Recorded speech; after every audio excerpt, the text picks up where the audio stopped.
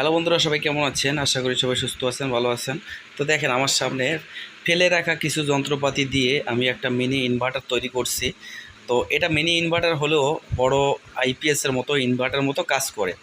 তো দেখেন, আমার হাতে আছে এটা কিন্তু একটা 48 ভোল্টের ইজি ভ্যানের চার্জারের একটা ক্যাবিনেট। তো এটা আমি কাজে লাগিয়ে একটা মিনি ইনভার্টার তৈরি করছি, যেটাকে আপনারা আইপিএস বলেন।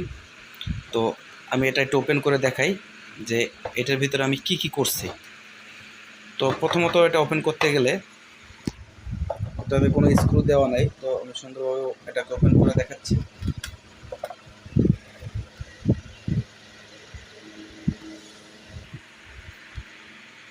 তো দেখেন, এটাকে ওপেন করছি আমি।